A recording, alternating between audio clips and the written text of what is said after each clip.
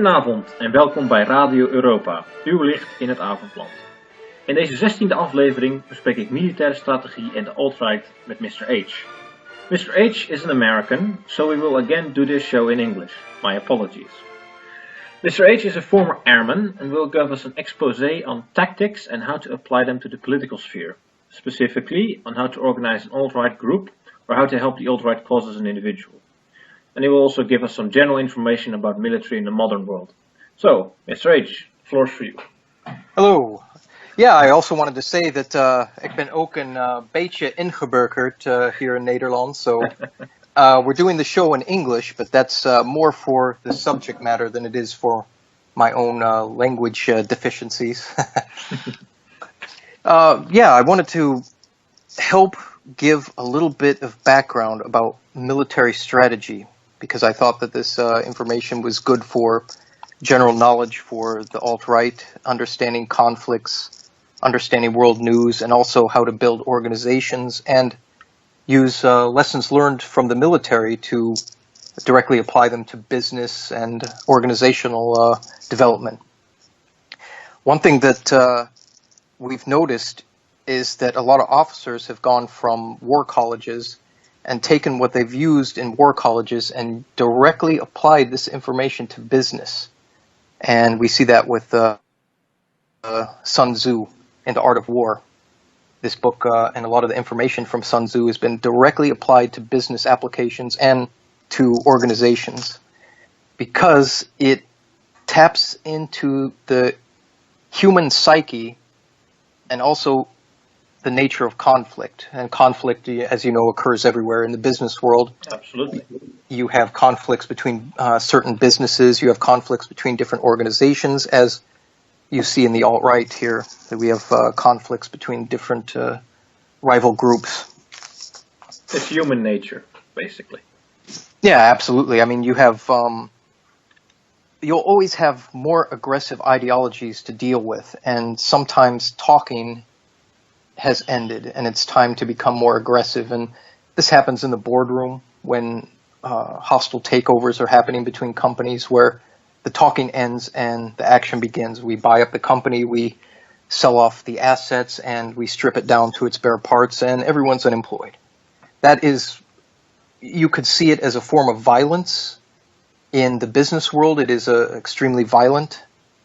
But these methods are directly taken from Sun Tzu in the way that they're applied. The thing that Sun Tzu said, and this is a quote that's used quite a bit in the war colleges in the United States, is know your enemy and know yourself. And in 100 battles, you will never be in peril. So what Sun Tzu is saying there is that you have to understand your own limits, your strengths, but you have to understand those of your enemy as well, or your opponent. So if you're in a company, for example, you notice that before you set up a company here in the Netherlands, the Kamer van Koophandel recommends that you do research on rival companies to see, are there other companies like this in my area? Are there other people that are selling the same product or ideas? And you can copy them. Yeah, exactly. And that's why we can narrow this Sun Tzu lesson down to do your research. Do your research on yourself, do your research on your rivals, on the location, everything. Yeah, to draw this to a more political element, if we understand what the left's arguments are, of course, we are much more well prepared to defeat them. Because one thing that we do generally notice is the left does not understand our positions and is therefore very incapable of arguing against them. They will just resort to calling us names. Yeah, absolutely. And in fact, it's become so comical now that one can merely watch 100 YouTube videos of social justice warriors going crazy, and what you see is a pattern, and the pattern is exactly what you're talking about. It's basically gone down to the one battle plan that they have is name calling, and it revolves around the three words that we know, racist, fascist, and bigot.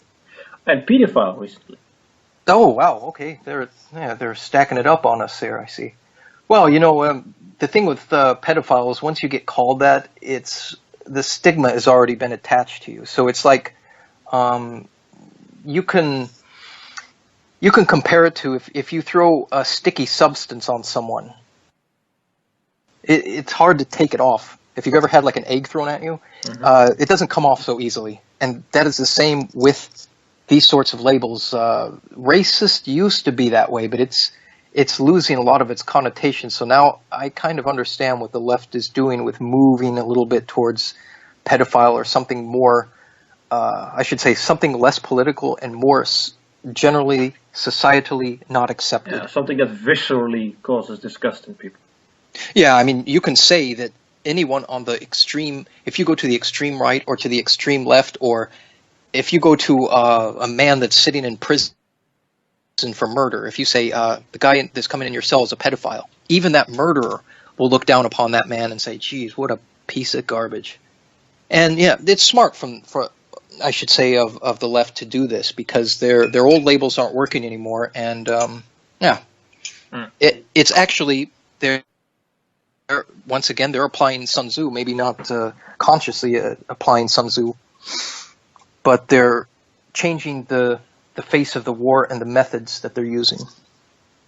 Yes.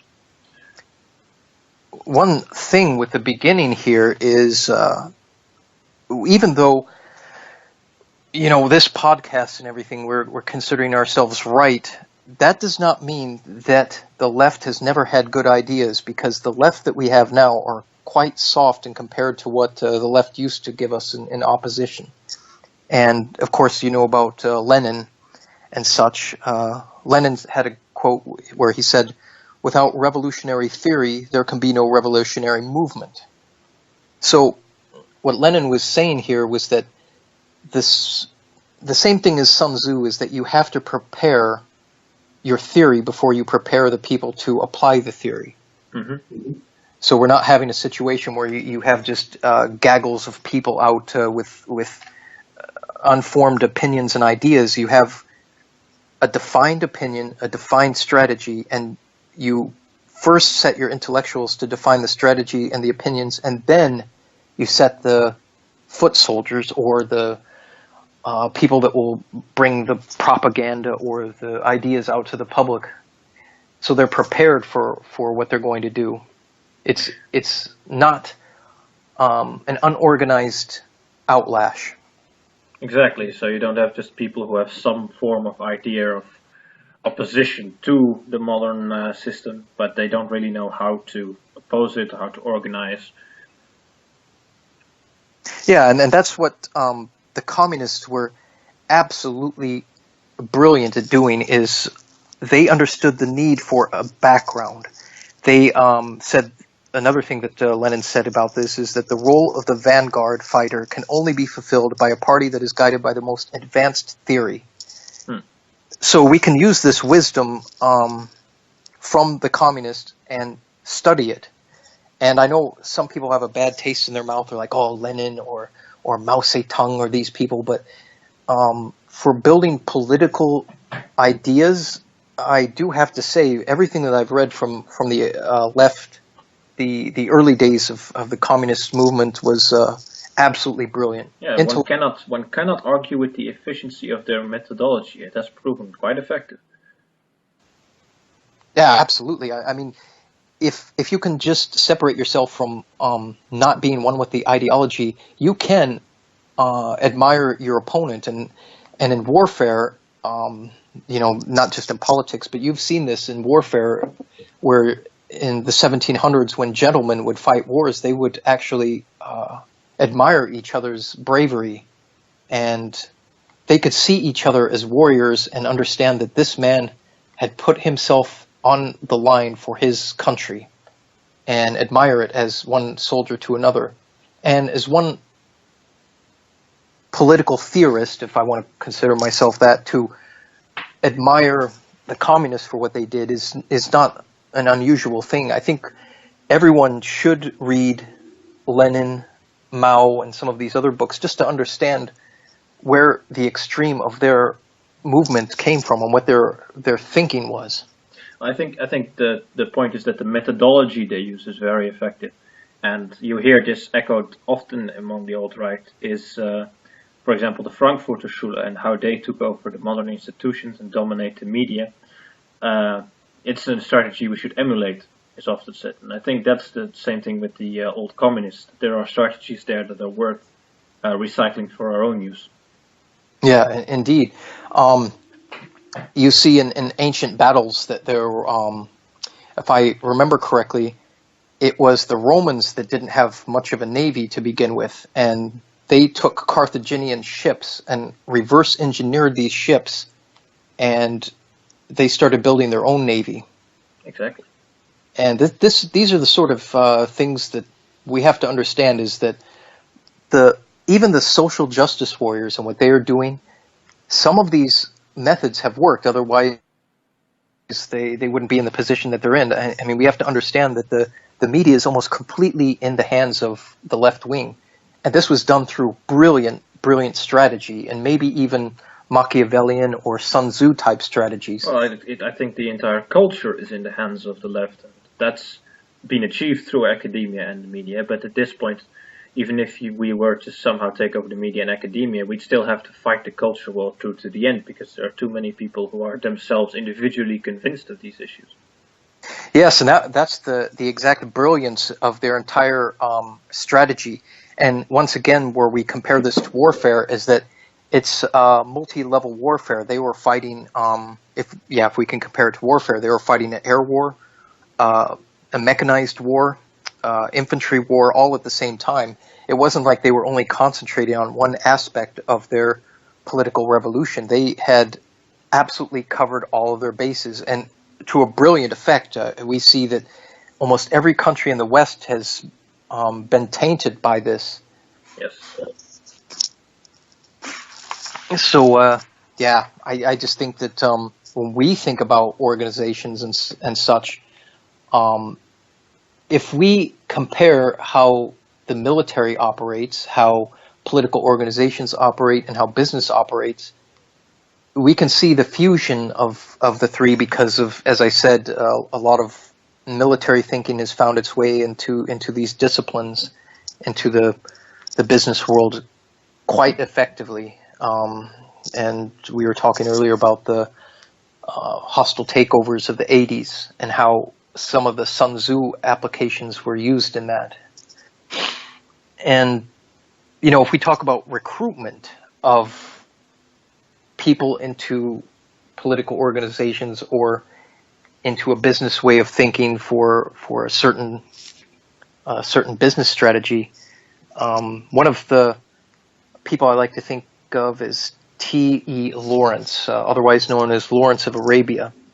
Now, this is a man that was a foreigner in the Middle East, and what he did was he was able to get a group of people that were highly disorganized and to funnel them into a focused attack on their enemy. And this sort of command brilliance and leadership brilliance is something that business leaders or organizational leaders could learn. In fact, one of the quotes of Lawrence was that any Arab could go home whenever the conviction failed him.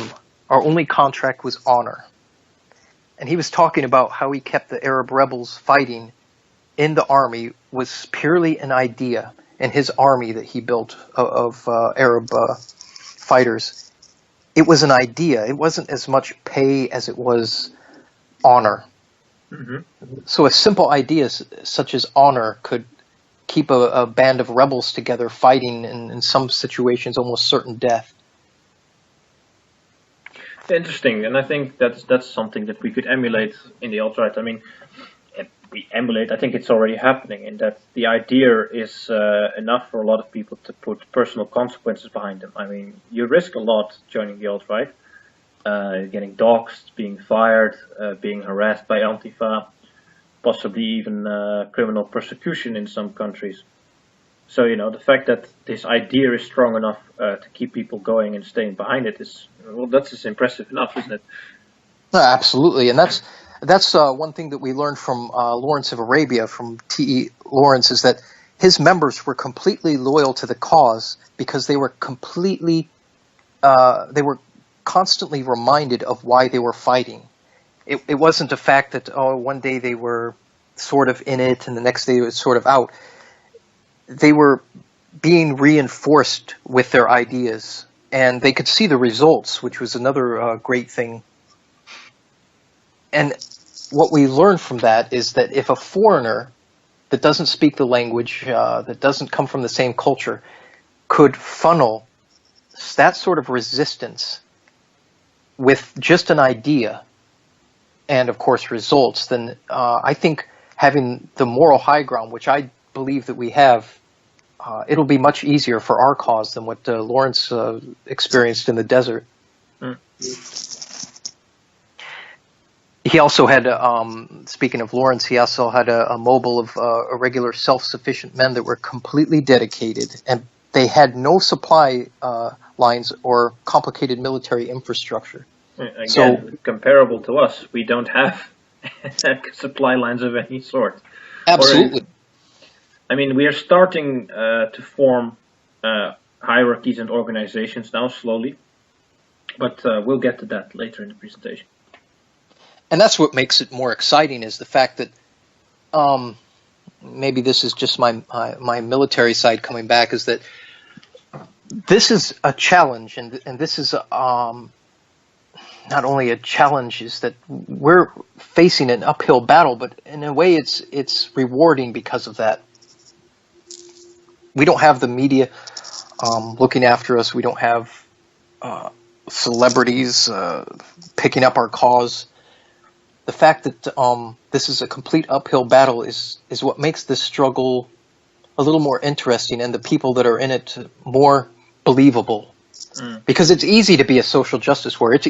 It's easier to just sell out and say, yes, that's what I believe because the media says this and academia preaches it. Well, I think some part of every person wants to find the truth, and I think that we do hold, at least maybe not the entire truth. It's a very dangerous thing that you hold the truth, but I think there is more truth to the position we hold than a lot of people, and that's what keeps attracting people to us, and that's why people are still willing to fight for this sort of ideas. Yeah, and once again, if we talk about business and such, is imagine that you have a product, and your product, as a salesman, you know when it comes out the factory that it's a very poor quality.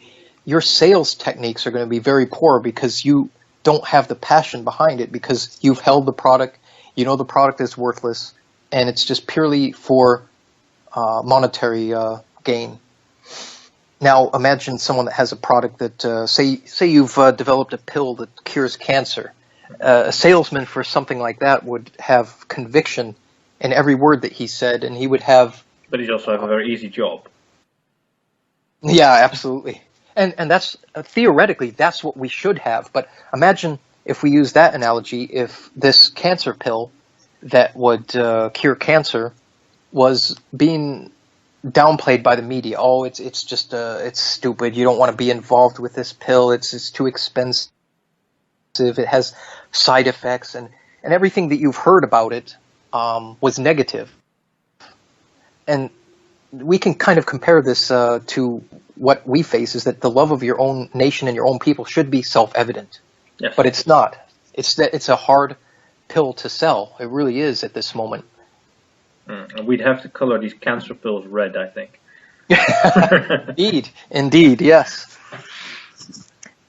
And you know, when we think about mental preparation for conflict, you know, once an organization is built, we have to think that it's not going to be easy for people bringing these ideas out, or the salesman that's selling something that isn't popular at the moment or has a lot of backlash against it. What we have to do is understand that you cannot just send people out to get beaten up or verbally beat down and not have them prepared for such a thing, because psychologically it is a negative effect on the human psyche. No one wants to be told that they're bad. No one wants to be told that they're racist and evil and bad, and it's something that's overlooked, I believe. It's just we give people the idea, just suck it up, just take it, or say nothing at all. We just know that it happens. And if Yes, it's very psychologically difficult to face constant rejection, to be told that you're wrong by almost everyone around you, and that does require some mental fortitude. and the mental fortitude that we're talking about here, if we think about how this was prepared in the military, especially with what I like to reference is Bushido, the samurai code. And the samurais were required to meditate on their death daily so that he dies every day in his mind and he's prepared for the inevitability of his death. And this removes the fear of the unknown because he has basically seen his death 1,000 times in his mind. And there's a good quote from that from Bushido. The way of the samurai is found in death. Meditation on inevitable death should be performed daily. Every day when one's body and mind are at peace, one should meditate upon being ripped apart by arrows, rifles, spears, and swords, being carried away by surging waves, being thrown into the midst of a great fire, being struck by lightning, being shaken to death by a great earthquake, falling from 1,000-foot cliffs, or dying of disease, or committing seppuku at the death of one's master. Now, of course, what we're dealing with is nothing that extreme. No, at best one should meditate on being doxxed or fired. Yeah, but if we apply this sort of idea to you just thinking, okay, I'm going out there, people are going to call me names, people are going to they're going to attack my character, my family, my entire being. These are serious, almost as serious as having an arrow through your chest in some sort of Japanese medieval battle. But the mental preparation is very, very important because people should be prepared for things of such a negative influence in their life. And I don't believe people are really prepared to lose family members and loved ones over this sort of thing. Well, as someone who has or is known by Antifa and gets some harassment from them, and from the people I talk to who have been doxxed in the past, I can say that people generally make it bigger in their mind than it actually is. You'll find that when it happens to you in your personal life, it generally is not as bad as you have made yourself believe that it would be. So I'd say that if you're going to meditate on anything, try and reflect on what the reality and likelihood is of the consequences for you and what will actually happen. I believe that the essence of this is that it should not be a surprise. You should not be caught off guard. Because in the book Battle Leadership by Fonchel, he discusses the need for his men to be psychologically prepared for war. And in a quote from him, he said, "The men, although well-trained and of high morale, were inexperienced in war and reacted strongly to the early impressions. The reason may well be that they had not been psychologically prepared for the severe trials they were called upon to undergo. The conclusion to draw from this is obvious. We must teach our men in peace that battle differs greatly from maneuvers and that there will often be critical periods when everything seems to be going wrong." Yes, and I think we are perhaps in such a situation right now at the alt-right. The infighting, the wave of doxing, it may seem like everything is going wrong now, but we'll just have to persevere through it. And the lessons, of course, you've heard of the fog of war concept by von Clausewitz.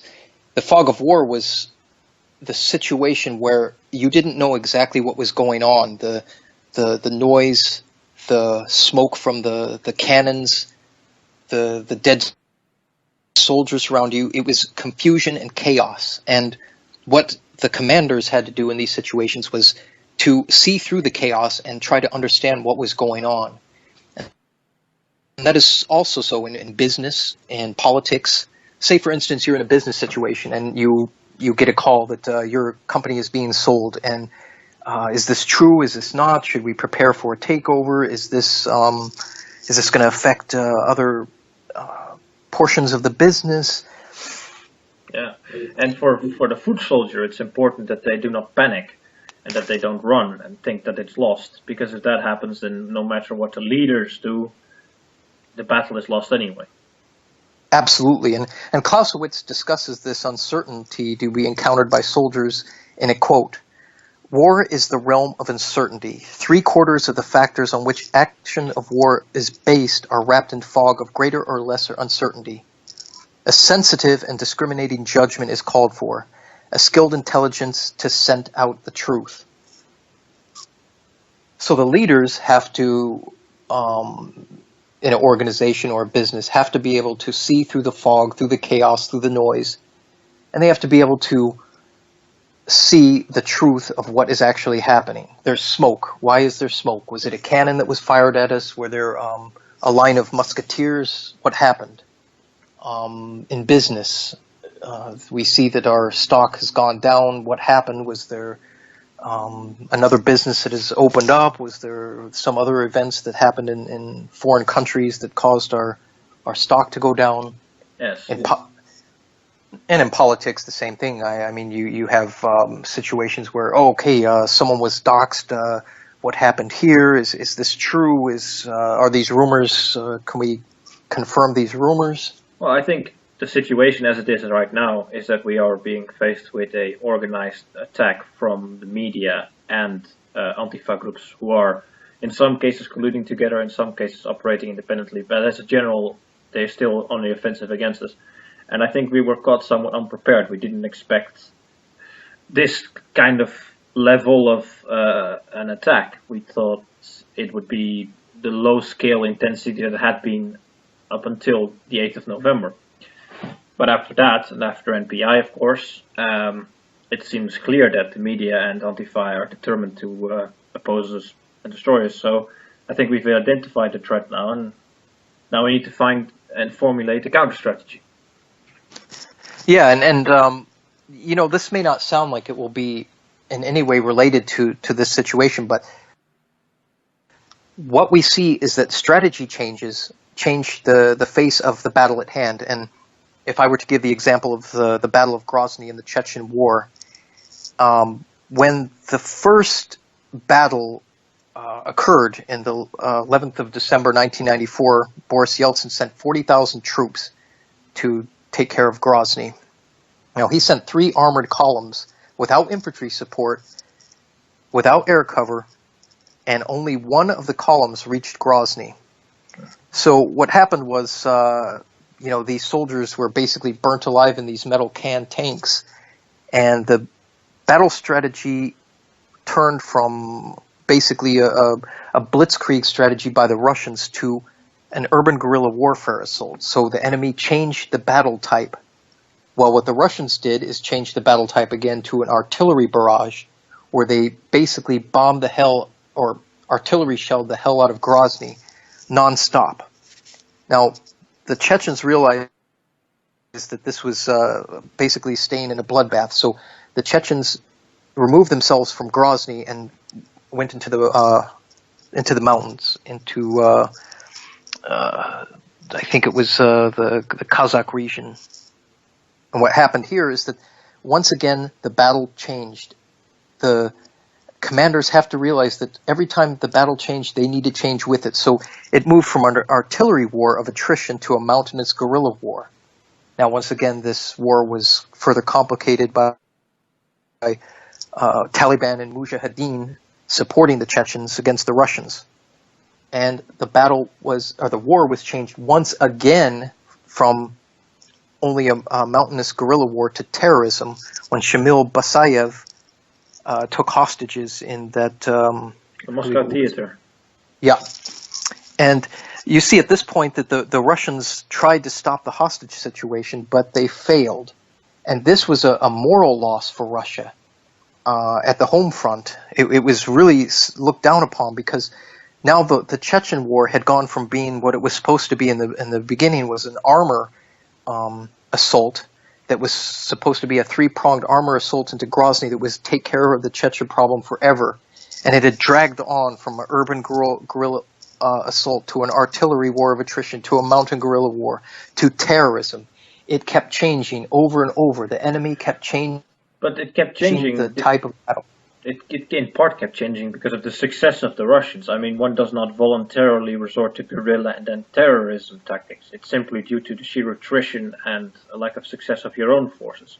Now, of course, the failure of the Russians was their sheer brutality, and like you said, that lost them the war at home, the media war, because the Moscow theater crisis, for example, resulted in 200 dead after the Russians pumped gas into the building and then stormed it.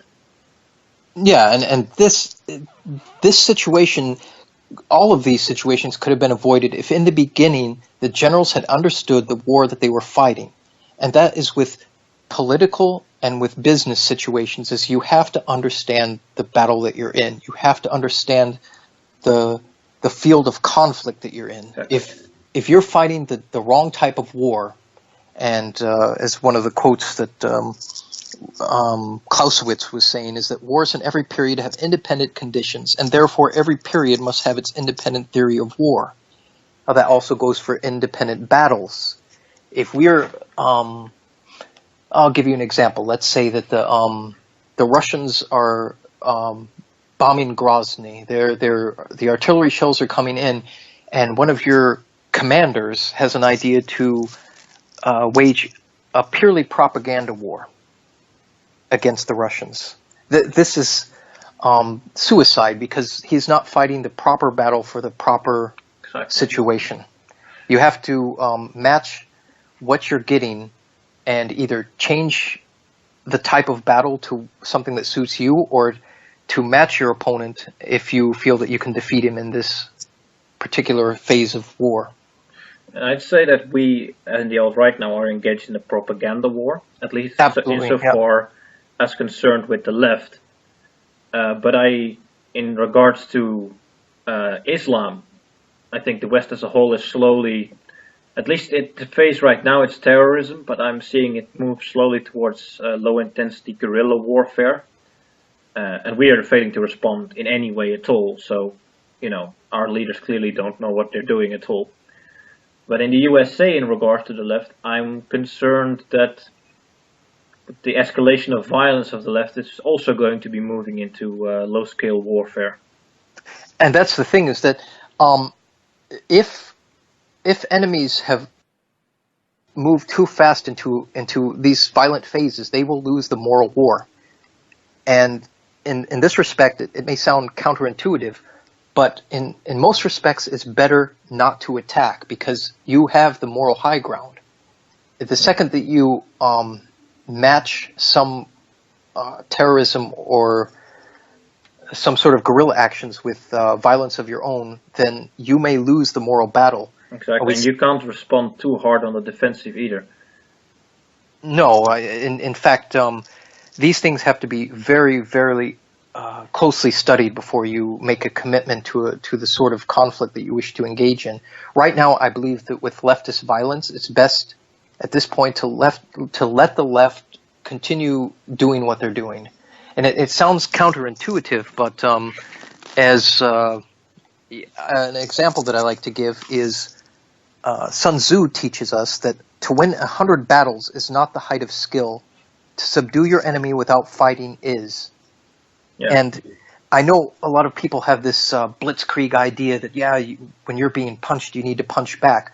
But imagine this situation. You're at a bar and a guy punches you. Now, you can punch back and defend. You dropped. In most respects would be good to defend yourself, but you also have a situation where the people in the surrounding will see you as morally superior if you do nothing, which may give you upper hand in social situations. You have to read the crowd, though, because some might consider you weak and others might consider you morally superior. I think in this case you're right, in that if we let the left do their thing, we are the morally superior party, because that's what I see reflected in the more central opinions that I see on Twitter and YouTube and so on. They're saying, well, I've never seen a Nazi punch anyone, and so on and so on, So yeah, we are winning the moral high ground if we let the left do their thing. And I think we may have to retaliate when they start killing people on our side. But that's a whole And other that's thing. what we see with the Trump supporters in America. Is there are countless videos of Trump supporters being pepper sprayed, beaten, and almost run over by cars. And the Trump supporters to this point have not really responded that hard in return. And I think that this is very smart at this moment. I think at this moment that is the best thing that could possibly be done, because the extreme left is being seen as the violent faction, which Yes. they are, and the right wing. If you see some of the right wing alternative media, like you see Rebel Media and some of these other outlets, they're giving interviews and going out there well dressed and with a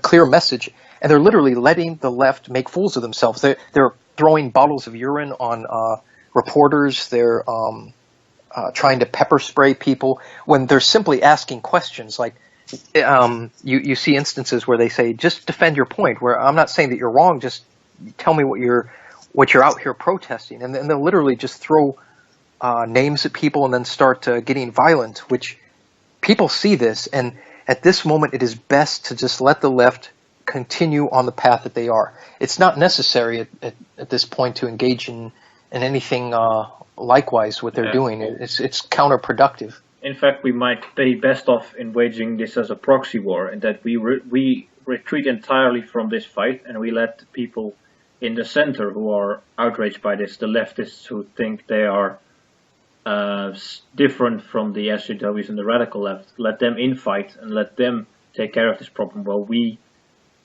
wait in the wings, so to speak. You know, a good example of this, comparing this to warfare, is a strategy that was used in the Middle East when prisoners were taken from two different tribes by the Americans in Afghanistan.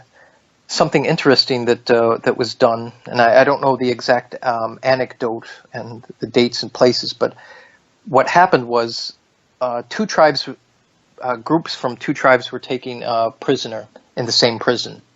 Now, the people from one tribe were treated very well. They were given nice, comfortable beds. They were given warm meals and very well taken care of, clean clothes. Mm-hmm. The other group was treated terribly. They had cold, damp cells. Their food was terrible. And the one tribe noticed that the other tribe was being treated better, so they assumed that they were in cahoots with the Americans.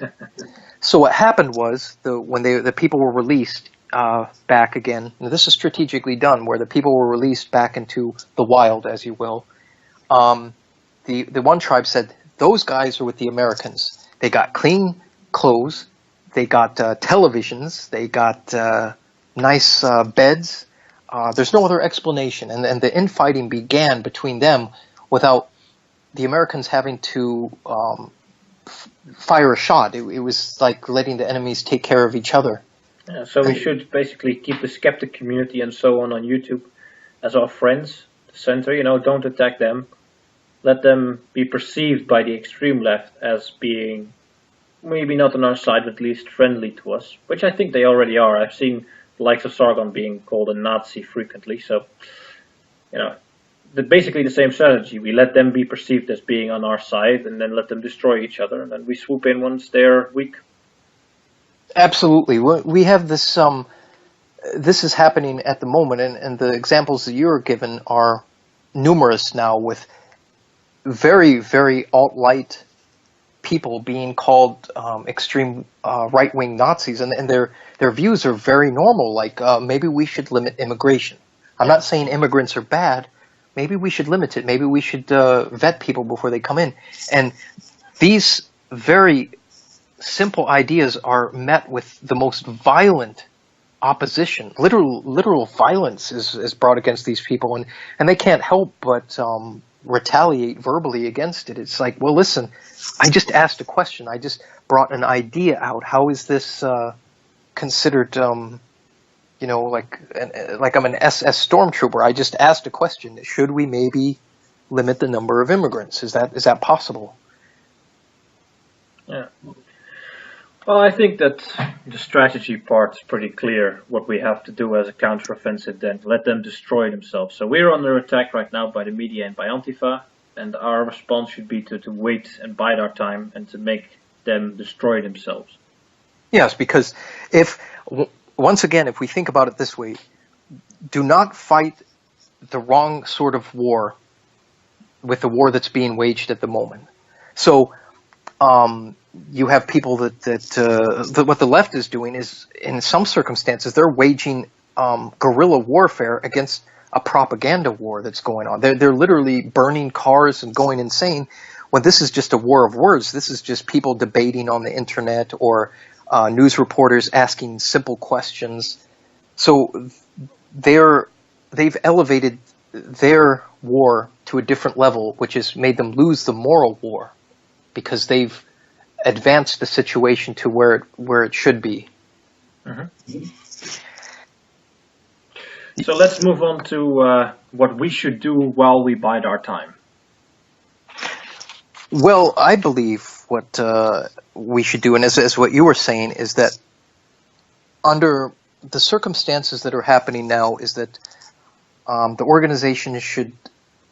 all organizations should build up and just meet like-minded people and let them know that it's not bad what you think, to love your own country, to love your own people. It's not necessarily at the exclusion of others saying that you are superior. And even though some people may believe that, it's more, I don't care if you're superior, just be superior somewhere else. That's kind of the stance I take. I don't even argue with certain people that say, oh, yes, like if I'm arguing with a Muslim, for instance, and they say Islam is superior, I'm like, that may be so. It doesn't mean that we have to live together. You can be superior somewhere else. Maybe you are superior. Maybe your culture is superior. Maybe everything is better than what we have in the West. But it doesn't have to be done here. Why here? Exactly. So we don't have to get into these minute detail things about IQ and race and culture. And we can just say, listen, it's like a divorce situation that I've heard it compared to, is that maybe it's time for a divorce. Maybe things aren't working out between us. But we don't want violence. We don't want things to get ugly. Just go our separate ways. Mm-hmm. And they can keep the kids too. They can keep the kids and the car. Take the car with you. Take Just it all. Go. So we wanted to talk about organization, about the types of organizations. You wanted to get into that a little bit? Yeah. I think we should discuss what, while the left destroys itself, while the media is the media is engaged in attacking us, but also the alt-right and Trump. So, they're fighting that war for us. We don't have to interfere. We just have to take care not to take any shots ourselves. And in the meantime, we can build up our own strength. So let's discuss how we can, some types of organization that you had prepared. Well, one of the organizations is a leaderless organization. I believe that it's possible to have an organization that has no leaders. I'm not saying that this is right for the situation. I'm just saying that a leaderless organization has an idea at its core that motivates the members to action. So the idea could be, if we look at a business, we can have volunteers, for instance, in an organization that say, I volunteer for going door to door and getting money for cancer. Now, for an idea like this, you don't need a strong central command. You just need people that are motivated by a higher idea. Yeah. So the organization isn't as important as the idea. Now, the pros of these sort of leaderless organizations are the orders that come are organic and not really inspired by leaders per se, and that each member only contributes as needed. So the members aren't accountable to any time that they put into it. They can drop in and out at any time, and they're not really accountable for what they do there. And as I explained, the idea is central and not a personality. So you don't get caught up in a situation where you're worshiping the cult of personality. Like, oh, Bob, he's so wonderful and he's come up with these ideas and everyone's worshiping Bob. He's the leader. And leaderless organizations don't have this problem where the person becomes central. Yeah, it avoids conflict as well. Yeah, absolutely. Because what happens when you have a leader that becomes too strong of a personality, you're going to have jealousy and you'll have rivals within the organization and a lot of discontent with that, because political organizations tend to attract a lot of strong personalities, people that are strong enough to have a will that doesn't want to be budged, that has an opinion so strong that they're so, as you say in Dutch, eigenwijs. They just don't want to take. They don't want to take any criticism, and that's also dangerous and cancerous in an organization.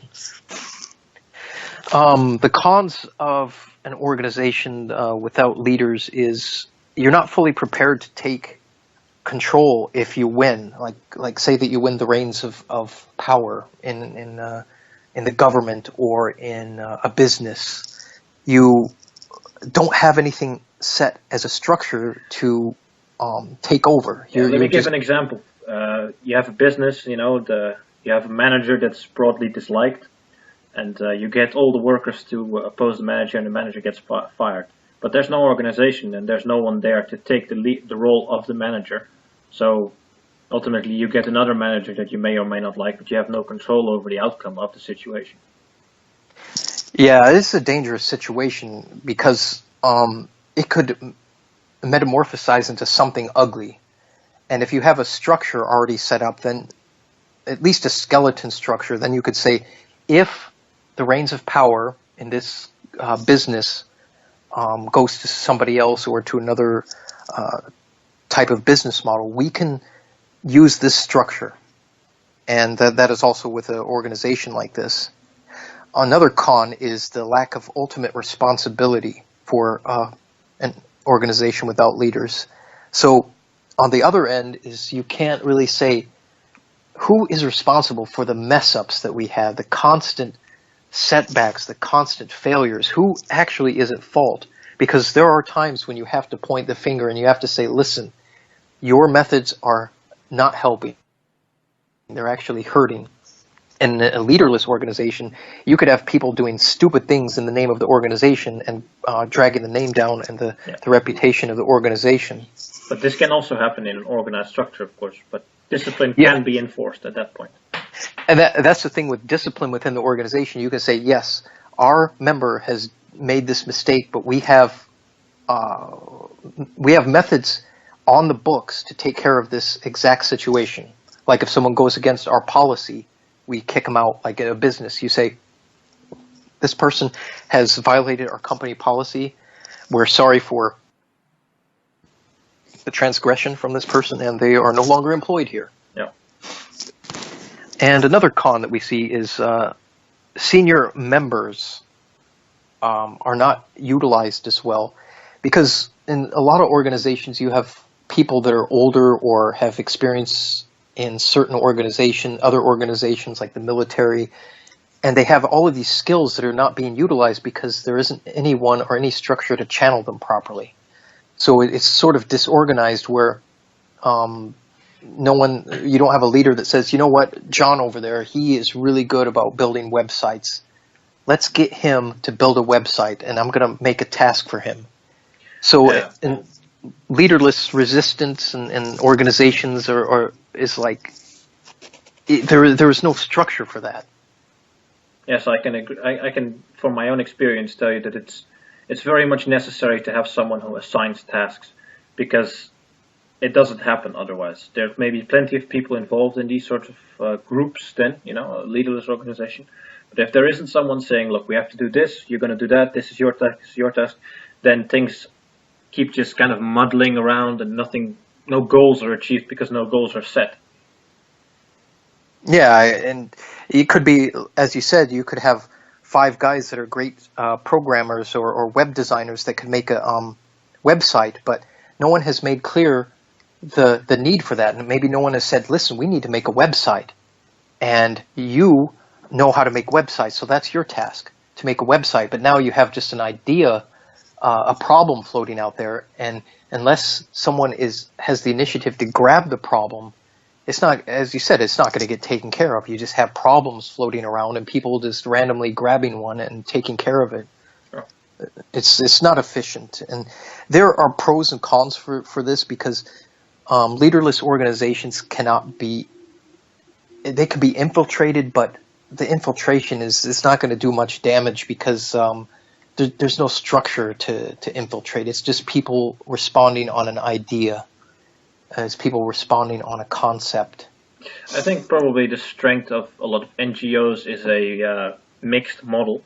For example, you have Greenpeace, right? And Greenpeace has an organized structure with leadership, but it also has a lot of volunteers and independent actors hanging around it that contribute to Greenpeace on a voluntary basis and do activism related to it, but not with its order. So it has both advantages, basically. Yeah, and I think that there are quite a few organizations that are teetering on the brink of leaderless, because they function better that way. And there are people that we have to remember that aren't ex-military, and they're not used to being given orders like that. And when they're volunteering their time and their energy, they don't want orders barked at them. Now, guys that are ex-military, we kind of take that with a grain of salt, because we're used to having been spoken to like that. So it's not Absolutely. like hard on the ears to hear someone say, "Hey, you, come here and do this." I generally find that soft persuasion works the best to make someone understand the importance of the task that they're doing, and not just saying, "Look, you go do this." You know, It's more efficient, but you saying that reminds me of a book that has been used in business and government quite a bit. Have you heard of a book by, his last name is Carnegie, How to Influence People? yeah, I know the name Carnegie, absolutely.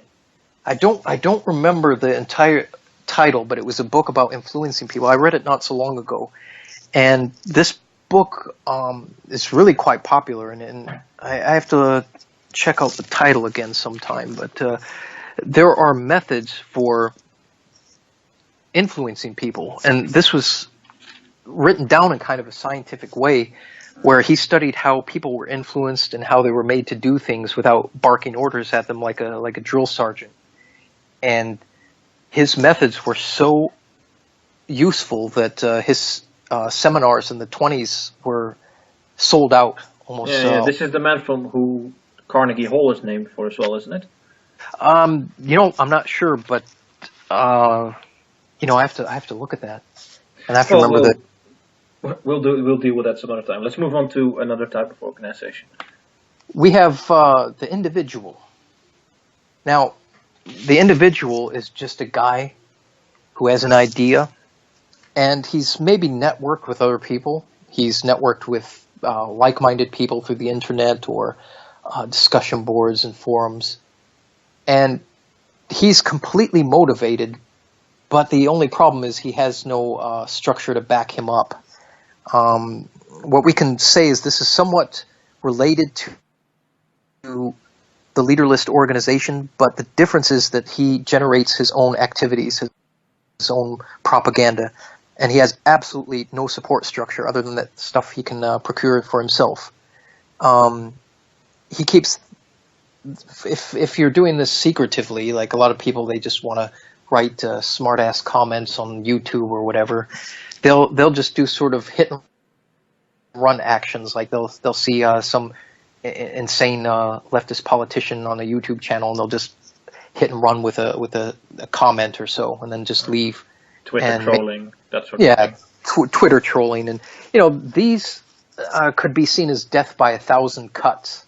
Where if you have 100 of these individuals out there, and they feed off each other, and they attack a YouTube channel or something, and some ridiculous politician or some ridiculous SJW says something, they could do a death by 1,000 cuts comments on YouTube or Twitter, and then they just go back into the ether. They just appear out of nowhere. A sort of a troll legion appears on your channel, and then they just disappear. As fast as they came, they disappear just as fast. Now, the good thing about these guys is infiltration is nearly impossible. I mean, one guy, you're going to infiltrate yourself. You can adapt to changes quickly. Like, you see the heat is starting to come on you. You stop your activity so your Twitter channel doesn't get shut down or whatever. You could be inactive for long periods of time. You could just go on a troll blitzkrieg for like 3 days if you're feeling the inclination to do so, and then just okay, ground. Yeah, you could say, okay, I've been in my underwear, drinking Coca-Cola all day, being a Twitter troll. I think I need to get some sunshine. Then you're just back in the real world again. Some of the cons for this individual is you may miss key intel due to lack of a defined network. So you could miss, if you look at the meme war, you can miss the latest memes or the latest targets. The developments. Like you just wouldn't know. Like maybe the stuff that's going on with Milo, you would, if you were alt-light, you would think, oh, Milo's still good with us, and then you wouldn't realize the latest scandal. Then you're out of the loop, and it could happen. Yeah, exactly. Another thing is that the information that the lone individual has built up is often not shared with others. So you have people that have a lot of skills. Maybe they're good at trolling. They're good at convincing people with their slick words, but they're not an organization, so they can't pass on this knowledge that they've learned online. For example, they have a dox of someone that could be useful, and then they're found out, and then they have to burn their information, and it's gone. Yeah, it's tragic. I'm sure there's a lot of guys out there, and you have to realize there are people out there doing this stuff for fun. They're apolitical. Some of them, they just like causing problems, and it makes them feel rebellious to make some celebrity mad on Twitter, or get some guy on YouTube upset. It's stimulation. Another con that I think with the individual is that if it's time for a final victory, and you need a push, like a big coordinated effort, like this liar has been caught in a lie, and we are going to go to his YouTube channel and expose him for the liar that he is, for maybe saying some outrageous statistic or something else, or something where you need a coordinated effort.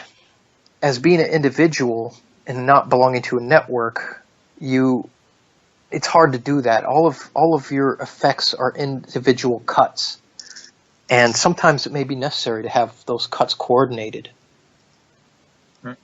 Yep.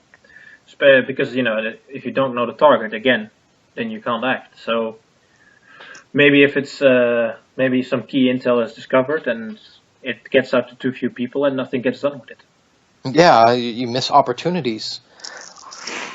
Another con is maybe hard to integrate these guys into a team if something needs to be done. If you say, okay, you know what, it's time that we create an organization from these guys, and they're so used to being individuals that they're not prepared to work as groups. They're not prepared to have leaders above them that are more intelligent and have better, more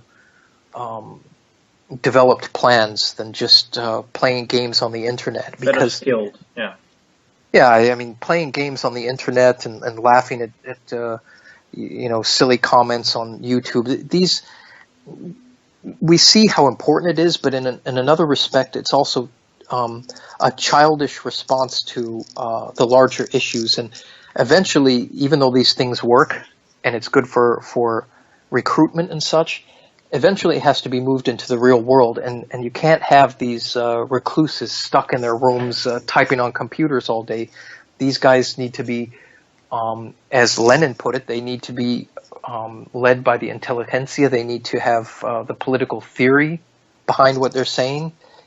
They need to be developed as people, and not just keyboard warriors, and not just people that make smart-ass comments on YouTube.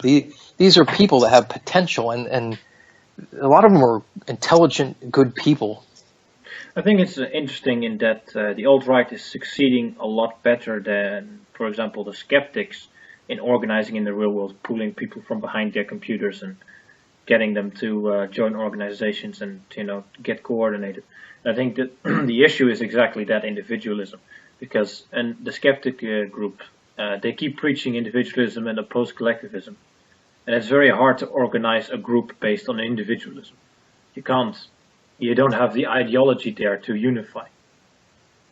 Yeah, and what we have to remember is for quite a long time in the West, we have put individualism above groupthink, which is tragic because we're competing for the same resources with groups that are thinking as groups. And that's very dangerous when you're an individual and you're trying to compete against groups that want the same resources as you. Imagine there are 10 guys that have got a group together and they start an organization. Or let's put it this way, and let's use the example of a company. Let's say a small clique forms the side of a company where they have inside information about starting a new project. This clique gets together, they start a new project and start a new business. And you're just an individual that wasn't brought in, so you're stuck on the old business model, which fails when you could have been part of the group that moved on to something better.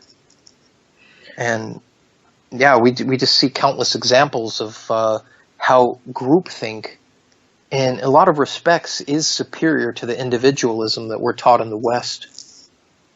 Well, for certain things, it is of course important to have individual self-expression, but once individual self-expression starts going against the interests of the group, that's where it gets dangerous. Yeah, and that's where we are now, I believe. I believe that hyper-individualism is what we're experiencing now, which it's almost it's being channeled. The need to belong to a group is being channeled in very negative ways. One example I can give is kind of comical, but have you heard of bronies before? Yes.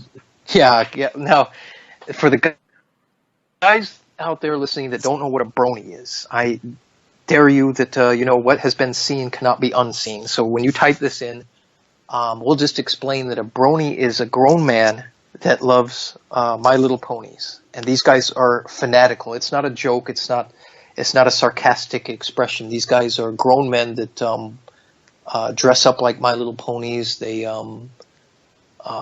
wear T-shirts like that. They go to these large conventions, and this sort of mass mental illness, I believe, is a response to the need to belong to some sort of collective. And since we've been taught to hate our own culture, our own countries, that it's being expressed in very unhealthy ways, like bronies. I mean, what can we say about this phenomenon? Well, my assertion around groups like bronies, but also furries and all these other groups, is that this is a result of an individualistic Western culture. It's that people want groups. People want a sense of belonging, a sense of protection. They want to be confirmed in their beliefs.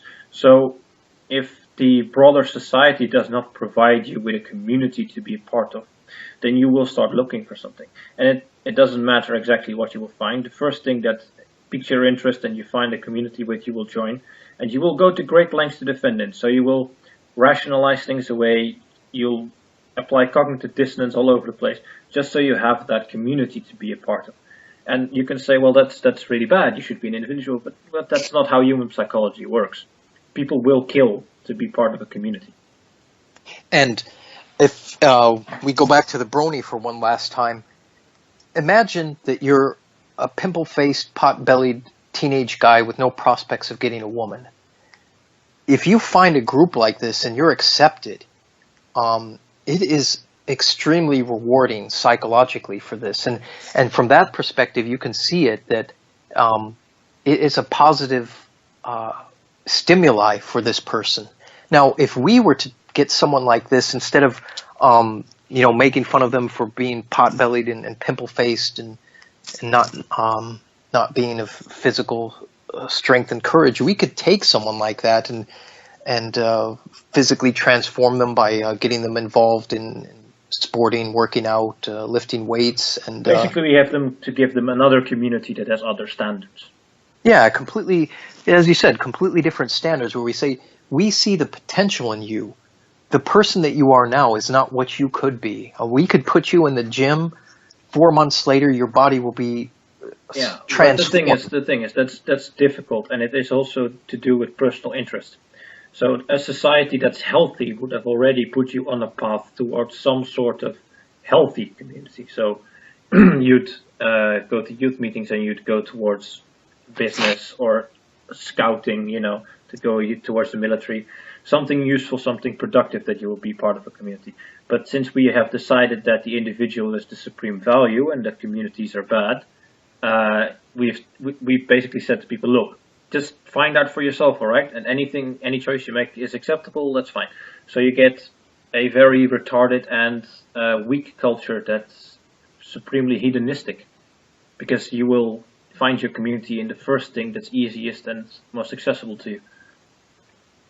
Yeah, and that's as you said, that's the challenge that we have is, I think, and I was talking to a few people about this, is to somehow pull the nerds out of the situation that they're in and give them what was in the military academies. What they want is what they call the total man. And this is something that I believe was stemmed from the Greeks, where they believe that you should be physically the strongest that you could be. So you try to reach a level of perfection, even though it's impossible to be of the gods. You try to reach the highest peak of physical fitness that you can, the highest intellectual fitness that you can, and moral fitness that you can. And I think if it's possible to create a system, even on a small scale, where we take these guys that have no chances with these in the current situation, we try to mold them into something. I believe that it's a really positive thing that we could do for people, especially a lot of young white men that are, like as I said, they're pot-bellied, pimple-faced, sitting behind their computers and watching hentai porn and masturbating 5 times a day. This is self-destructive behavior, and there's no way that any political foundation can be built on these people, because say that something happens and victory is granted, what kind of society would be built with these people? Well, a brony society, wouldn't it? A brony society, exactly. We would have My Little Ponies on the streets, and it would be a hellish nightmare of a different sort that'd have to be dealt with. Yeah, so I think Nietzsche was already onto this a long time ago. And he basically said, look, only very strong people have the moral fortitude to work as an individual and create their own moral codes and create their own meaning. So as a society, you need something else, and I think that's what he meant with that of God. So for the individual who wants to operate alone, it only goes so far. But so let us move on to the next type of organization. So the next organization is, we could call this the structured organization. In military terms, this would be what they would call a guerrilla organization. In business, I don't know the exact translation of what we could compare that with business, but maybe we could say I'd say a cooperative, perhaps, or a vennootschap onder firma in Dutch. Okay, so it's not a exact business model that is highly structured, but it has a basic structure to function daily. Yes, and it has still a strong individualist aspect to it.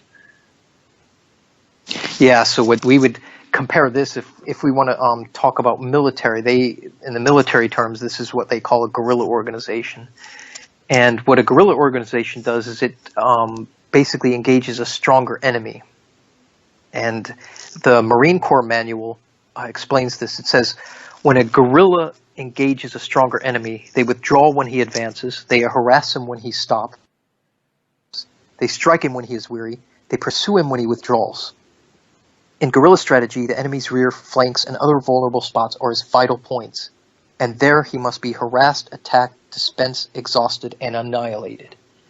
Now, we can compare this with if we take this from military terms and try to translate this into political terms, we would say that you're attacking the enemy at the weakest point. So at this point, we would say this SJW's weakest point is their own actions. Mm-hmm. So our attack is doing nothing, which may sound strange, but the attack is to allow the left to continue doing what it's doing. But while the left is doing what it's doing, we have to highlight the misdeeds that they're doing. So we don't just allow them to do stupid things. We have to highlight it, and we have to repeat the images of this over and over and over to drill it into the public's mind that this is what they are. Exactly. So what we've done, we're withdrawing in front of their advance, and then pins are moving around them and at the bottleneck.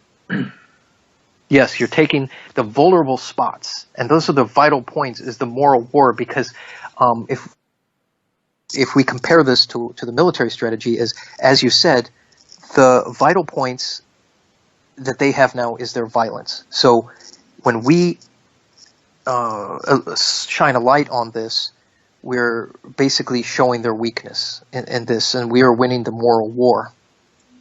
And in terms of the media, for example, I think the thing we should do is expose them as liars, and then go after their financial sources, go after ad revenue, go after their corporate backers, show them that look at what you're sponsoring.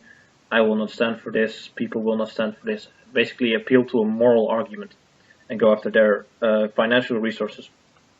And that's what the left has done with us. You can see, if we see how they have applied this theory from, and this is from Mao Zedong, if anyone out there is interested, the Mao Zedong manual of how he conducted guerrilla warfare. And if we look at this on a political side, is what the left has done is they have harassed harassed the right on their weakest spots, which is exposing their doxing them, exposing them to the outside world. Because being exposed to the outside world, they have no protection. The society isn't protecting them, so they have no flanks, basically. No protected flank. Yeah. And basically, you become a pocket, isolated and surrounded. Yeah, and it is perfect. It's as you explained it, and which is a good analogy, is the pincer move, where, okay, you're exposed for your ideas, but not only are you exposed, we're going to contact your employer, and we're going to tell your employer about everything. And not only that, we're going to harass your family. So your mom is going to get, letters in the mail. Your mom is going to get, rock thrown through her window by some extreme leftists. Until you are completely isolated from all sources of support. So we can call the left cowards, but what they're doing is a sort of guerrilla warfare on a political stage. This is not really a military, but if we look at how they're attacking vital points, they attack, pursue, and withdraw. They harass, and then they disperse. Yes, you cannot find, for example, the extreme left organizations, right? Can you point at an SJW organization? Yeah, Black Lives Matter. Okay, go and find a Black Lives Matter cell. It's very difficult. You might find a leader here or there, or an individual figure who proclaims it, but it's a very fluid movement. You cannot say, look, this is them, this is what they're doing. They're very, very often anonymous. They're very often in and out, like the Lone Wolf and the Leaderless Organization. So, yeah, they use guerrilla tactics very efficiently against us, it must be said. Yeah, and you say fluid. That is a perfect example, because if I remember correctly, I believe it was in Clausewitz's book on war that he also explained searching for enemy weaknesses like water flowing through a valley. It looks for the areas of least resistance. Yeah. And we see this with the left wing, and then they were really good at doing this, but now they're so used to so many victories and having the upper hand that they've become violent with hubris. I with think if we want to keep it in military terms, the spearhead of the left has always been the extreme Marxists. So the SJWs, before them, the Frankfurter Schule types, the actual communists and so on, they were always the spearhead. The problem is that, let's say that's their armored columns. The problem is that their infantry is now hesitating. So, the center, the moderate left, and they're no longer willing to follow up. So the spearheads are becoming isolated, and the center is starting to either hesitate, desert, or even attack their own. Yeah, and when we see this sort of guerrilla war, is that it's like a Sorry, you're breaking up. oh, it's like cannibalism. Mm-hmm. They, as you saw in Mao Zedong's China, after the revolution was complete, it began to cannibalize itself because the revolution was perpetual. It was feeding on itself until it had no more. Well, it had no more food, and then it started feeding on itself because it needed something to keep perpetuating itself. Yes. And they started destroying their own intelligentsia. The Cultural Revolution. And small vendettas would turn into political assassinations where people just slightly disagreeing with the party policies were executed. And the left has always had the uncanny ability to snatch failure from the hands of victory, where they were so close to victory that they would turn it into a failure. Maybe they are just destined to failure. In this respect, they are, and their current actions absolutely. So for this organization, the pros are they are motivated by wanting to remove an oppressor, usually. So from the left's point of view, they wanted to remove the oppression of the conservative ideas of the family, the conservative ideas of a man and a woman. So what they did was they turned their revolution into a revolution against nature, if you want to see it that way. Which nature, we could say, loving your own country, loving your own people, the difference between a man and a woman, they of course say these are all socialized learned behaviors, and that's an argument that we're still having, but I think that we're winning, is that we acknowledge that these behaviors are simply natural and inherent. Yeah, indeed. And well, other pros that we see here is that they can operate without rules or regulations that hamper organizations that are under strict rules and regulations. Yes.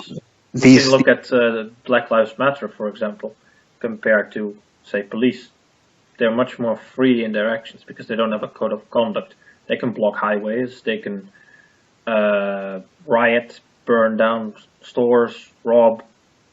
I mean, it's not legal, but they can get away with it as an organization because of the fluidity that I've mentioned.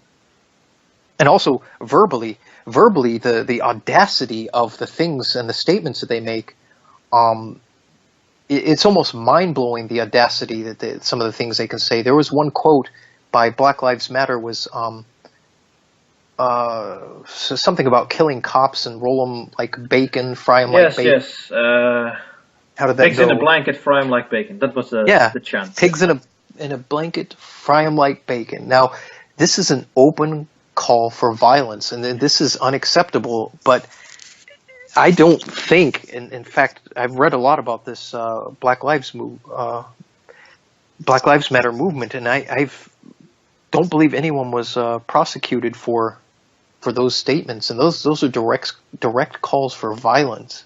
Exactly, and we just have to start talking about, say we start chanting, coons in a tree, hang him like fruits, we'll be in jail.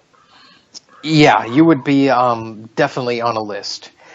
And I just read in the British paper today that there was what they consider extreme right-wing priest from Poland that was banned from coming into the UK. Meanwhile, there are Islamic hate preachers that are allowed in, and there was a Catholic priest that from Poland, a guy completely not allowed in the country. the blog Geen Stijl here keeps a list of hate preachers that come into the Netherlands, and in the majority of cases they are allowed in 2-3 times. They don't get persecuted. Nothing happens to them really. Occasionally one gets thrown out, but it's very rare. And what we have to see is there may be a strategic reason for this that we have to think of. What I think one of the problems that we have on the right is that we think a lot of the actions by the politicians and by the left is just motivated by pure stupidity. But I believe in some of these respects there are strategic reasons for this. And if you want to apply military thinking to this, what I always think is, why do they want them here? There's a reason that they want them here, but we have to think, why would the huidige systeem, why would they want these people here? What is... It's a question that's, if you take a step back and you look at it just as an outside observer, you would come to the conclusion that this is obviously an active policy. If you ask a Japanese person or a Vietnamese person, I have heard this from them, and they'll say, look, why are your leaders doing this if your people don't agree? Clearly this is an agenda. And you try and explain to them, well, no, this is like unintentional, and no. It's impossible to explain it to them because they don't understand why there would be such a massive disassociation between the people and the leadership. Yeah, and what we have to think is this disassociation because of mere stupidity and bumbling idiocracy? They're just stupid, or is this intentional? And if it's intentional, what is their battle plan? What is their... We have to get inside of their thinking. What is the motivation for this? And, that's for another discussion. But I think we shouldn't assume that all decisions made by politicians or the left are just out of sheer stupidity, that there are definite plans that have been drawn up. Because you can think there are politicians that are saying, we don't want we want hate preachers here, we will not block them, just because it's racist. But I don't believe that. I believe there are more devious, sinister, deeper thoughts behind this. Maybe deep down, but I think for a lot of the people making these decisions, the mayors and the bureaucrats, it's just virtue signaling. It's just simply thinking that the current system cannot be different, and that they have to operate within this, and that they have to virtue signal. In that case, defeat is easy because they're not driven by, if they were driven by a hatred, a burning white-hot hatred of the West, that would be more dangerous than just bumbling stupidity, I believe. Well, you should always apply Occam's razor. Never attribute to malice what can be attributed to stupidity. So some of the cons of these organizations are infiltration risks. That also goes for companies as well. Say you have a company that's in engineering and you've developed some new product, and you have a rival company, like car companies are always hiding their new models, and they're always trying to do tests without people taking pictures of them. And espionage. Yeah, espionage in the corporate sense, but also in political sense and in military sense. We can draw the parallels once again with that, and infiltration is a problem. And it's something that has to be addressed, and we have to take it very seriously, because infiltrators could not only gather information, which in most cases there's nothing to hide really, but an infiltrator that is sent to do something bad in the name of your organization is more dangerous. They can disrupt activities as well. They can pass along information so that when you're organizing something, suddenly there's a protest there, things like that. Yeah, and that's a reason why companies have non-disclosure agreements, and they have strict security, and you're not allowed to access certain computer mainframes in a company. The same thing with military organizations. You have security, your plans are obviously kept secret. And political organizations, same thing. Infiltration, espionage, for all three is extremely dangerous. Yes. Another con is small units cannot sustain heavy casualties. So so if we talk about strictly a war sense, is if you have a guerrilla unit of 5 guys, like in Grozny, say that you had a group of 5 guys and they were taking on a tank. say they got taken out by the Russian armor unit, what would happen was that you've completely lost one functioning guerrilla unit. They're gone. They're no longer capable of performing actions. Or in a political sense, say that you have a five guys that get arrested or something. Yeah, or some people drop out because they're demotivated, or they get doxxed and they're too afraid. Yeah, and in a business situation, you have people that quit because they find a better job, or they find the corporate culture oppressive. Yeah, so these some small organizations cannot handle these sort of losses. Another thing with military guerrilla units is the training of the guerrillas can be sporadic.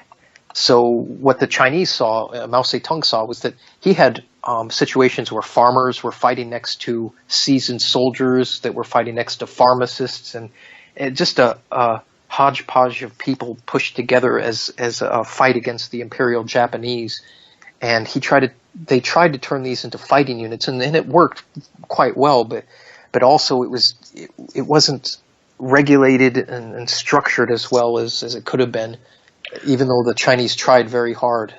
I think there are disadvantages and advantages in this sort of political activity that the alt-right thing is engaged in.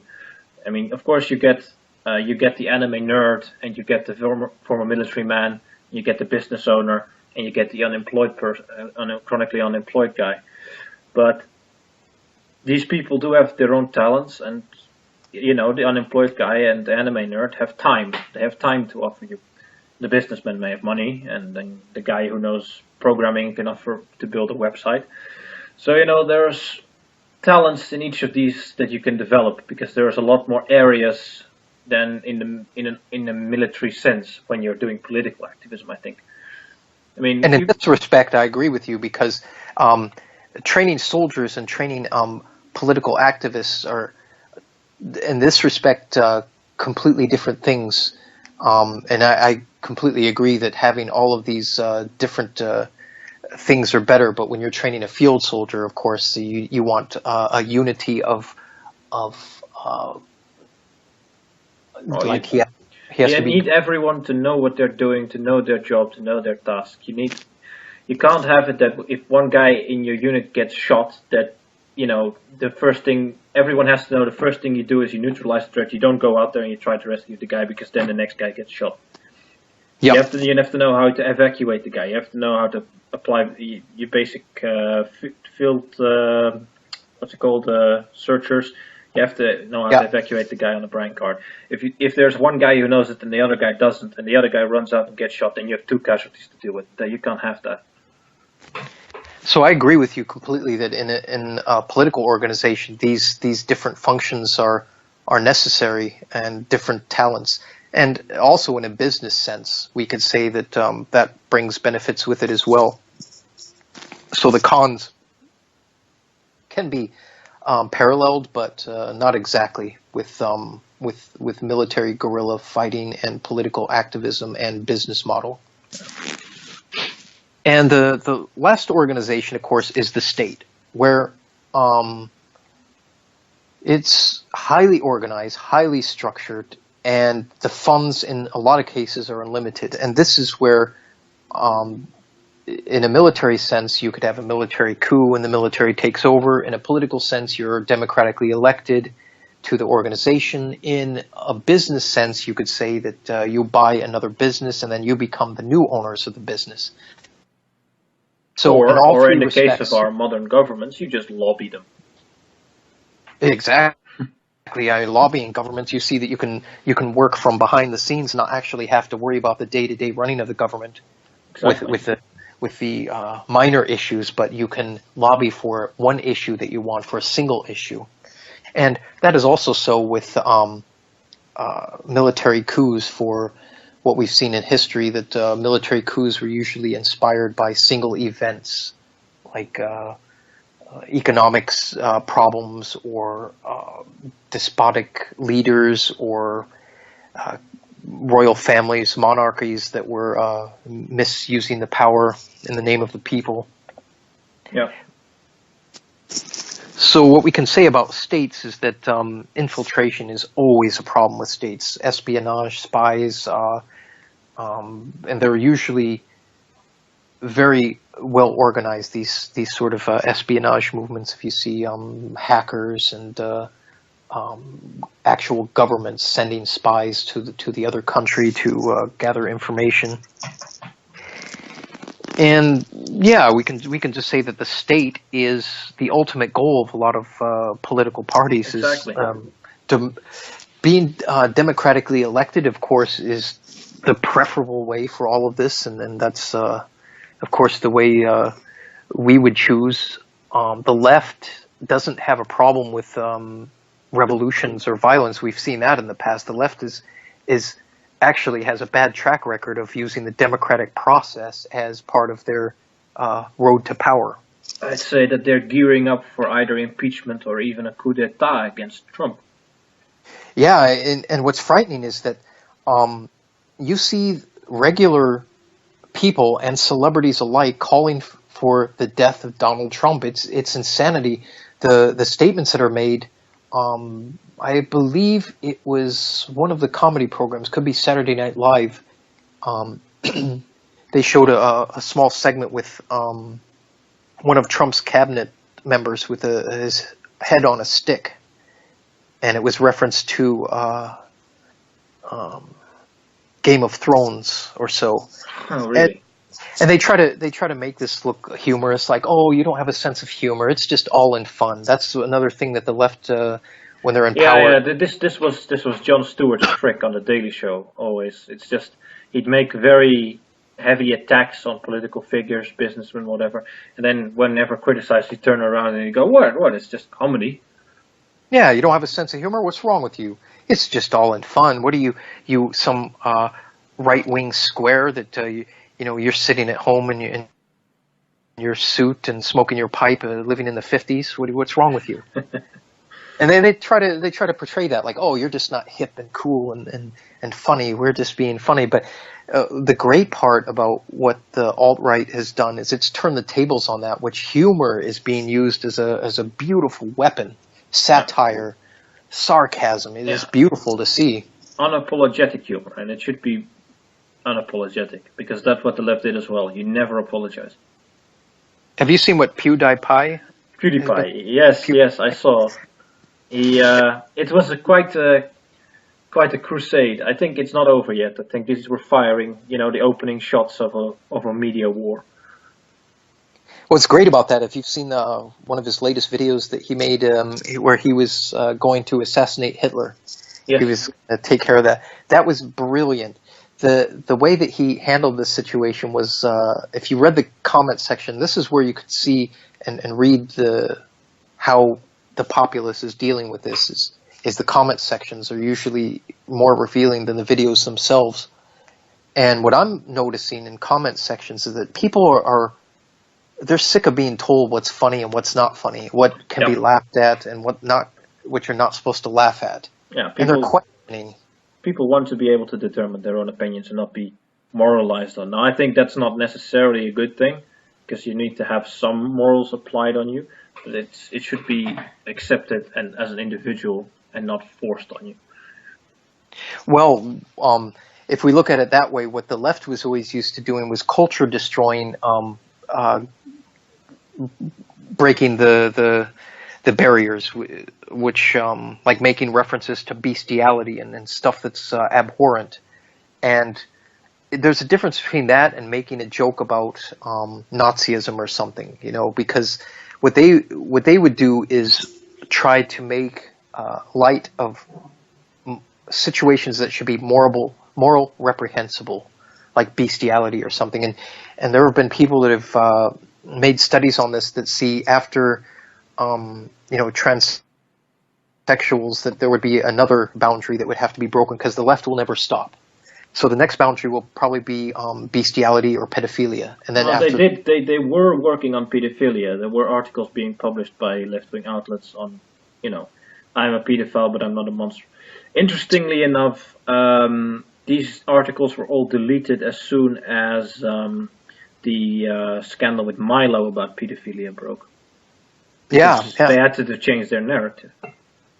And I believe if things continue going, if the left wins the culture war, I believe that in 5 to 10 years, if there's not complete societal collapse, there will be bestiality on television. And, well, I'd recommend anyone to just read Goodbye to Berlin to see what a completely leftist-run society would be culturally. Was that about Berlin in the 1920s? Yes. Yes, I saw a special on that, and they were talking about there was the vice capital of Europe where people would go there and they could every vice imaginable. Yes, if you want to read a good book about it, it's called Goodbye to Berlin. Goodbye to Berlin. Yes. I think we should sum this part up and then go to a break. So these 4 types of organizations. I think the alt-right is at the moment mostly made up of the individual, the fluid and sort of terroristic Twitter warrior. There are some leaderless groups being formed now, and the bigger ones are starting to take the characteristics of guerrilla organizations, but they don't have the numbers or the means yet to start taking decisive action. And their ultimate goal, of course, is to become the state. Yes, I agree completely. Right. So what we wanted to talk about for the last part of this is infighting in an organization. I've been doing a lot of thinking about infighting and comparing it to historical examples like what the Bolsheviks went through, and of course the problems that Lenin and Trotsky had with each other, and with basically any organizations where strong personalities gather.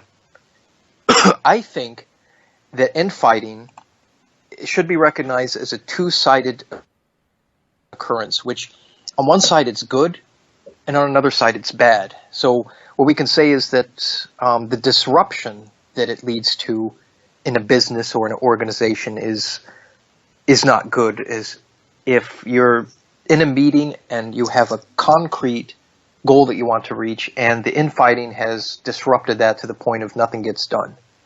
But the infighting is also necessary in organizations with strong personalities to, I believe, to sometimes allow the alpha male to become top of the heap.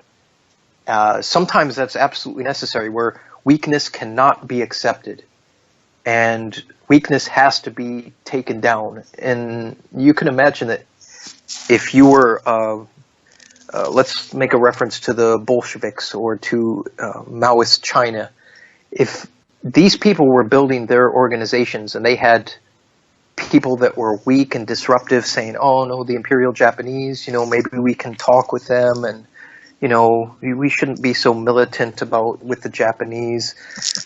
You can't have these disruptions because the ultimate goal is being watered down. And that shouldn't be allowed. So, on one hand, I agree, but on the other hand, we do have to at least talk to the left. This isn't a war, so we have to be able to at least talk to them. Yeah, I agree that there are people on the left that we can reach as well. We cannot write off everyone on the left. There are people that can be reached, and they're going to have their own infighting as well. Oh yeah, and they've thrived within the infighting. And if we can compare it to what happened with the Bolsheviks and other communist movements, is the infighting is what kept the revolution going. It is what allowed them to have a momentum, that something was always being done. There was never a down period. There was never a lull in the activity. True. And the infighting has been the bane of nationalist organizations in the past, in the Netherlands especially.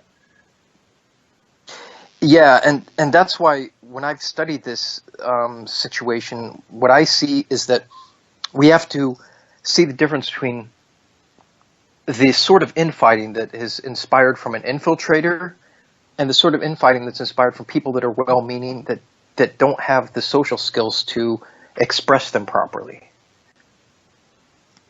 Infiltrators obviously are disrupting just for the sake of disruption. They're not actually trying to achieve a goal. They're trying to put a monkey wrench into the gears of progress. And I think it's important for the leaders in any organization, be it a business or a political organization or a military unit, to distinguish the difference between cancerous infighting that's only causing disruption for disruption's sake and people that are infighting because they don't have another way to express it, like alpha males that are hyper aggressive and they're just itching for a fight and they don't care who they fight with. They'd rather fight leftists, but if you're in the vicinity, you're going to be the subject of their anger. Rabid dogs, basically. And we, in organizations, you can channel these rabid dogs into better things. Like it sounds wrong, but necessary to maybe not invite guys like this to meetings where Bob is a good guy, but he's just too violent and he's too opinionated that we don't get anything done. Yeah, that's very true. Necessary in certain respects. So it's yeah, and I believe in. Go on. I just believe infighting is disruptive, and my point on this is that the leadership needs to be able to distinguish what is good and bad infighting. So it's a very sort of Darwinian perspective on infighting. Basically, the best floats to the top, the weak get left behind, and those who do not function are tossed aside, sort of thing. Yeah, I agree. That's exactly what it should be done, is that especially in fledgling organizations where the stakes are high, the alpha males should be allowed to rise to the top. But if it's disruptive or the alpha males are just using brute force without any political ideology behind it, so we're speaking about Lenin and what his quote was, is that these organizations need to be led by advanced theory, not by brute force and instinctual violence and one-upsmanship where, okay, Bob is the alpha male this week, or if somebody comes by with a bigger stick, he's going to be the new guy. We can't have that in organizations and businesses and military units. Completely counterproductive. Oh, it is very Germanic, though, to just, duel the leader of the tribe and then take over the tribe. I think it could be directed. I think that this alpha male hierarchy intellectually directed. I'm not sure exactly how to do it, but I think with a little study into it, I think it could be regulated. And with discipline, if we talk about discipline, Niccolo Machiavelli had a good quote about that. He was talking about the Roman Scipio, where he said his armies in Spain rebelled against him, and this came about from nothing other than his excessive compassion, which gave to his soldiers more liberty than military discipline allowed. And I believe that's directly related to political organizations and businesses, because you can allow your employees to talk back a little bit to the boss, but you cannot allow complete chaos where during meetings they don't understand the hierarchy of what's going on. Where it's like, listen, I'm the CEO of this company. You're allowed to have your opinions, but this sort of back talking in meetings that's disrupting is not allowed. I'm still your boss. You can't have dissent. It undermines the authority of the people at the top. And people that haven't been in corporate structures that are built like this or military organizations, I can understand that they're not used to functioning under a hierarchy, especially as we were speaking earlier about people that are sitting behind their computers and they can do their political activities for a couple hours and then go play Call of Duty for the rest of the day. Yeah. But in an organization, the discipline has to be dished out in a certain way. It doesn't have to be a drill sergeant yelling at you or a CEO, firing you, but there has to be some sort of. Oh, we were talking about convincing people. The best way to enforce discipline is to just persuade people. the best way to do anything is to just persuade people, to make them see your point of view, or maybe to manipulate them if necessary. That's the best way to get anything done. So if you need to get rid of someone, the best way to do it is to persuade them that, somewhere else is better, or that our interests don't align, that sort of thing. Of course, publicly towards your own group, it may sometimes be necessary to enforce harsher discipline to encourage a stronger group cohesion. Yeah, and this is where your leadership is very necessary, that the right leaders are picked for these positions, because they will have the intelligence to discern between these situations, and they'll also have the people skills to understand how to deal with people. Like, I'll give you an example. Say you have 3 employees, and one of them responds very well to compliments. Like if you say, well, you did this wrong, but we know that you're a good employee, but this is something that you're lacking in. And you temper the discipline with something positive, so it's not just pure negative. Yeah. But then you have another employee that responds to brute orders, like, damn it, it's enough. You have to start over. What you did was not good work, and you have to do it over again. And they understand that, because sometimes kindness is seen as weakness, and there's not a response that you want. So the leaders have to be able to read the people in the organization to make these adaptations to how they deal with their people. Mm-hmm. Yeah, good leadership is very important, and of course, in an ideal situation, you will have trained leaders. But we talk about leadership, and one of the interesting stories that I came across when I was reading von Schell in a battle leadership book was they were being shelled, and they were hiding in a shed. This is during World War I. The men were visibly shaken. They were scared. They were the morale was low, and the leadership of the officer made him take the barber, the company barber, and give him a haircut and a shave during the middle of this battle when they were hiding in the shed. And what it did was it showed that the officer had enough calm reserve and was in charge of the situation, that the men didn't have to be fearful. And even though they should have been fearful, it took the fear of bad leadership away from them, that they looked at their officer and they said, our officer is so calm that he can get a shave and a haircut in the middle of the shelling. And the men reacted to this, and they became calm.